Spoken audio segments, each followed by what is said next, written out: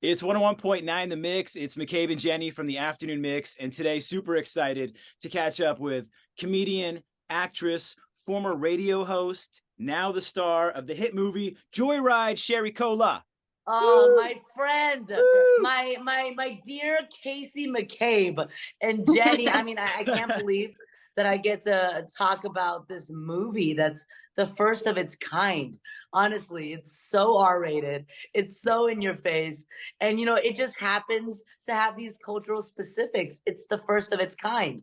It really is. Like, we can call it a raunchy comedy, which I love. This was like, it's one of those movies that afterwards you're talking about with all the moments that happened in it.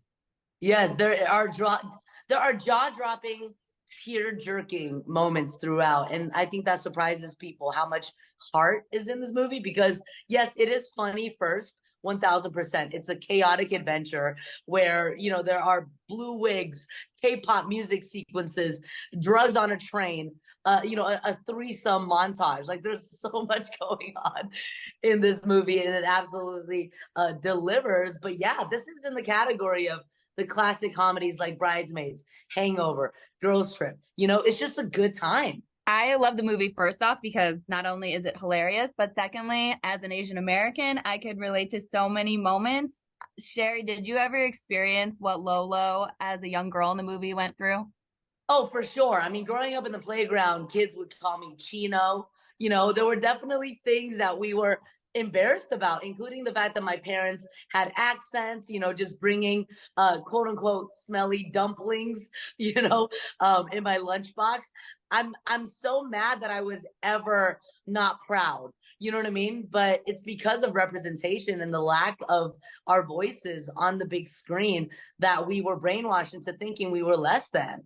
But now that there's more opportunities, there's more progress, and we're seeing more storytelling that's authentic in this way, I've really become just embracing of all of my identities. I'm an immigrant, I'm queer, I'm Chinese American, I'm a woman.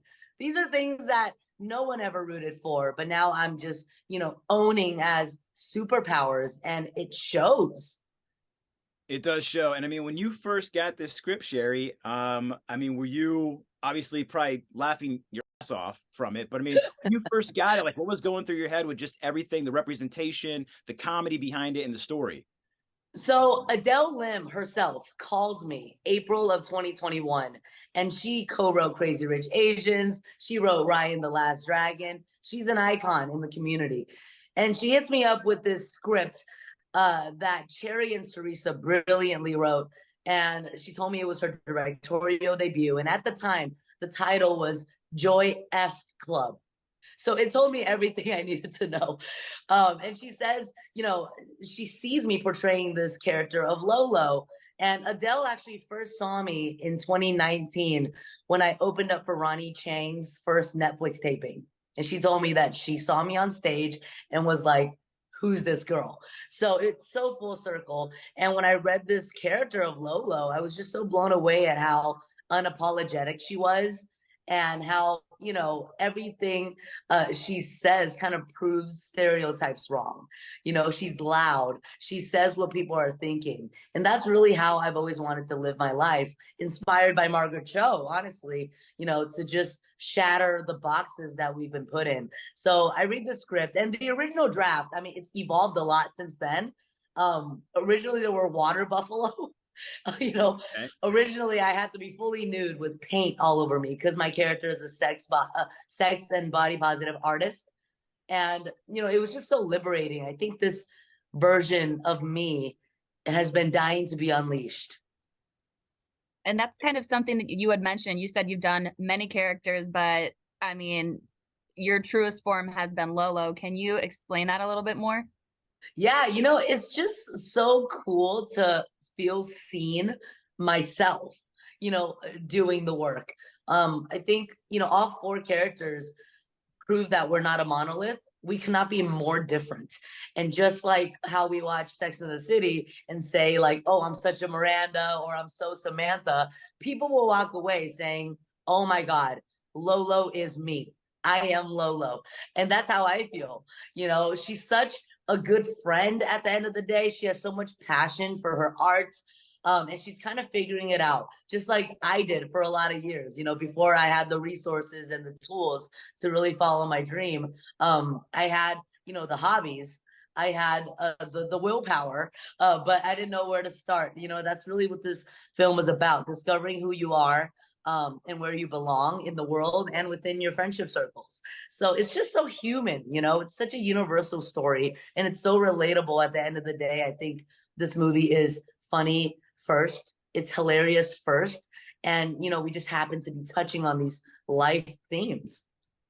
This is definitely going to be one of those standout comedies, Sherry, but I do want to just kind of go back in time a little bit, because Yes. I always think you have one of the most inspirational stories. Like you started off in radio. We used to work together in Los Angeles, and we would be out at, like, I don't know, a wireless store for 2 hours, hanging out. And the thing is, like, your character, like Lolo, she's like goofy, sassy. Like, that was you back then as well. That was me, McCabe. My energy is never ending. Like, I somehow just always turn it on. And I had the goal of being on air right when I stepped into the building as a street teamer. And the radio hustle. That's how you have to start. And radio was such a roller coaster.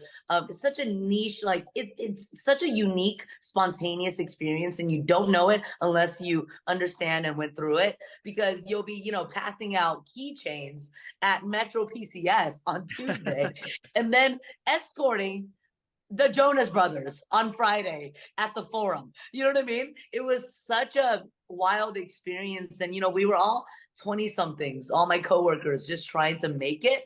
And I really made it happen. Eventually, I think 2 years in, I started doing stand-up. And I also had a viral video, this comedy sketch, and Carson Daly caught wind of it. He was the on-air host of the morning show at the time. And he basically was like, who's this girl? Why aren't we using her? Like, why aren't we putting her on air? So he met with me and he threw me, into the morning show with these little segments, very sporadic. But, I went on to talk about pop culture and, celebrity news. And then I got my own show on Sunday nights. And it was just, the best chapter of my life. Yes, the Bay Show. It was the best. Before anyone else. Before anyone else, with my co-host Vanessa Michaels, and of course our producers Rita and Sabrina, who are still dear friends of mine. I think just like how I'm still in touch with McCabe, radio has such a family aspect of, like, just roots and stomping grounds and champions of each other, and I think that's really beautiful. And you always had a passion for making people laugh, and I think you knew you wanted to get into comedy, but had you ever known that you wanted to get into acting from that? Like, I wanted to do comedy at such an early age. I hosted, talent shows in high school, essentially wrote my own opening monologues as a teenager. I made funny videos in film club. I dabbled in Vine when that was hot, but labeling it as actor, that didn't come till later on, because I think the lack of representation made me think it wasn't possible. It felt like everything was a gamble, and every level that I reached, it's still just a pinch me moment. People always ask if there's like an I made it moment. Like, when I was on air, that was I made it. When I hit 1 million views, that was I made it. When I met Sandra Oh, that was I made it. There are so many moments that the I made it feeling never ends, and that just teaches you that you cannot limit yourself. You are fully capable of doing it all and doing more and more and more and more. I think acting just came naturally, I guess. And I was very lucky, because that year of 2016, when I went on air and I started acting, I started taking UCB classes. My manager, Colin Stark, who I actually met at Cal State Fullerton, in that campus radio world that I was in for 3 years before AMP Radio. He hit me up when I started doing stand-up and was like, hey, you're finally doing it. And I found out he was a manager, but when he told me that, I thought he meant like a Cheesecake Factory. I didn't know what the hell that meant. And he had one client at the time, Lakeith Stanfield, who we're all familiar with, and I was his second client. We were just like, hey, let's make it happen. So he definitely helped me a lot and introduced me into the real life industry of Hollywood. And you really did like hustle, hustle. I mean, Sherry would go off and shoot something with Kevin Bacon, and then you would still come back and you would still hand out like keychains like somewhere. I mean, you just didn't let it get to your head or anything at first. You were just going off, making your art, coming back, and then it just kind of worked your way up. I mean, you were at the Laugh Factory constantly. I'm sure you're still doing, Yeah, I'm at the Laugh Factory this Saturday. I'm at the Hollywood Improv tomorrow night. I think the hustle energy, the guerrilla marketing energy that Sherry Cola has will never die, because I feel so lucky to be able to do what I do, that I popped into like 10 movie theaters this weekend because I'm a woman of the people, McCabe. You know that. Like, I have to show face and like show my appreciation for people supporting us in theaters right now, because it's just, so inspiring. I think that's what I really want to come across is, the fact that anything is possible. When you see me show up,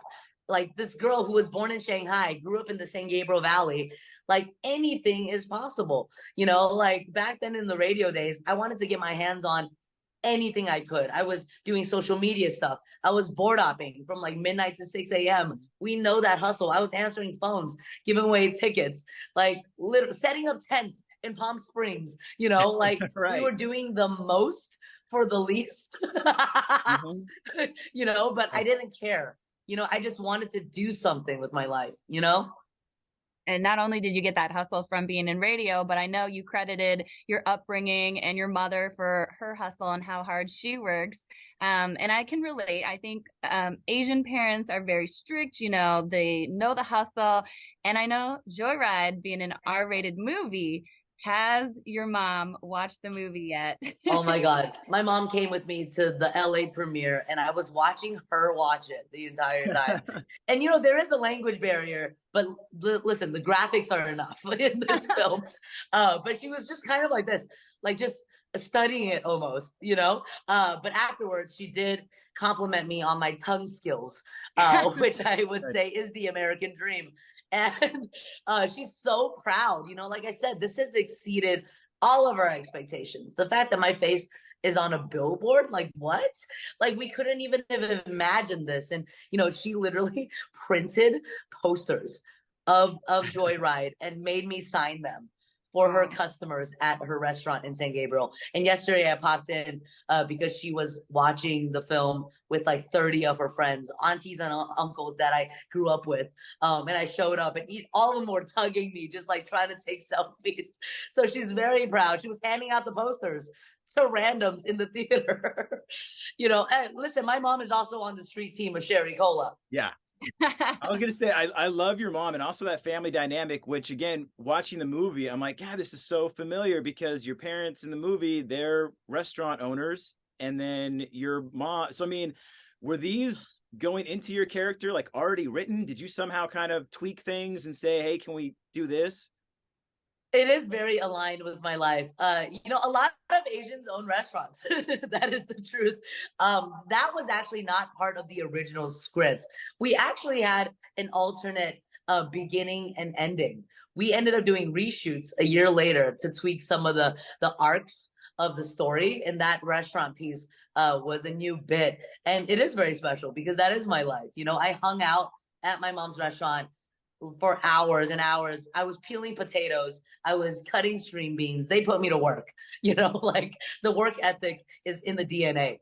So it's very cool to just see, the fact that Shanghai, my birth country city, is on the poster. That's bananas, like I just really hope that this is a motivator for everyone else to go tell your story. This is a film with Asian leads, but it is for everyone. Like we were brainwashed into thinking that if it's niche, no one will care or no one will relate. But no, if it's more specific, that's actually when it's more universal because you're reaching so many people. And I think that's what Joyride is doing. Yeah, there are absolutely so many different forms of representation within that film. And you cited your character, Alice, in Good Trouble for helping you come out to your mom back in 2018. How did that help you with your career moving forward? Yeah, Good Trouble, 5 seasons, okay? 5 glorious seasons of Good Trouble, 88 episodes. I'm so lucky that that's my home base. You know, when I booked that show in 2018, you know, my inner circles knew, McCabe knew that I was into women, you know, but it wasn't an open conversation also because I wasn't a public figure at the time. So, or at least to this extent, you know, so I thought, wow, I'm going to portray a character that could potentially be a role model because I've never seen this character on the screen growing up. You know, this could make an impact. And I thought, okay, I need to sit down with my mom and kind of have the conversation that I'm also bisexual, and you know, a woman in my bedroom is on the table. What a sentence. But you know, and it's still technically a conversation. You know, my mom definitely took a second to process the concept, and I had to be empathetic and patient to the fact that she didn't grow up with these new age concepts, if you will. You know, she didn't have the exposure, the representation, or the resources to even think, oh, queerness is an option for my daughter, you know, her baby. And as you know, the last 5 years have progressed, you know, she is a little more open to the idea now. Also because I think she sees how me being wholeheartedly myself has actually created more opportunities. You know, like I'm so grateful for Good Trouble because this show was having tough conversations on the screen before it was trendy. You know, from trans rights to BLM to equal pay to the queer Asian female experience. Like we really touch on it in an authentic way that's not shoving it down your throat. It's just showing people navigating life, you know, in this skin. And, you know, I think my mom is getting more woke by the minute, which is good. But Sherry, you have done so much already with your career, and I know it's just going to keep going from here. I'm so excited for everything that you have to come. But I do with, you know, with the movie, and I don't want to give out any spoilers, but there's a certain tattoo on a certain someone. When you read that in the script, what was your first reaction? And now knowing your mom saw the movie, what was her reaction? I immediately looked over at my mom at that point in the movie. I swear the woman was just like in the zone. She didn't react much at all, which is so funny. But my aunt was cracking up. And you know, we talk about the lack of representation in our, you know, 30 years, whatever. Imagine the lack of representation of our elders. You know, this film is actually so liberating for them, I'm sure, because it's even more overdue for them to see something as wild as this. So I think, you know, this is going to unleash a sexy, horny beast in all of our parents, because I think they've been dying to see this too, you know? So yeah, I mean, there's so many set pieces in this film. The tattoo that has everyone talking. I'm telling you, like everyone, the thunderous electric laughter and shock and gasping in the theaters when that moment happens is just worth the watch on its own. It was so unexpected. I was going to say, McCabe and I went with my husband, and there was a lot of laugh out loud moments. Like to hear my husband, who has a really straight face, like burst out laughing in the theaters was so rewarding. People are laughing out loud, and then people are crying. Yeah. There is so much range in this film, and all of these characters are so multi-dimensional. It's all we've ever wanted, just to have room to play, you know. And I have to shout out Cherry and Teresa, who wrote this incredible script, and Adele Lim, who directed it. Like there was so much trust between them and the producers, Lionsgate, Point Grey, Seth Rogen's production company.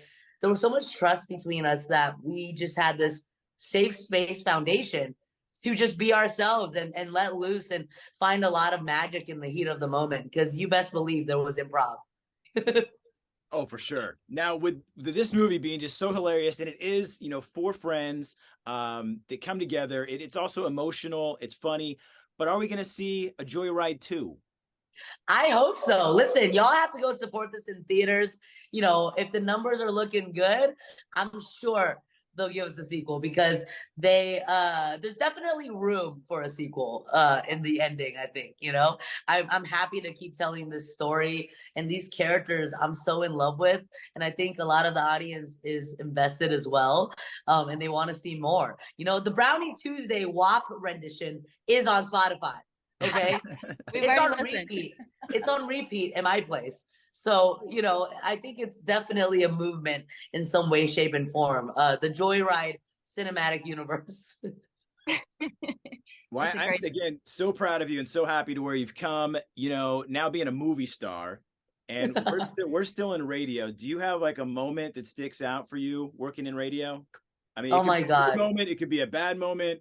You know, the joke between me and Rita, my then boss, and now my mom still asks me every accomplishment I have. My mom still asks me, "Does Rita know? Does Rita know?" Because she was my boss for so many years.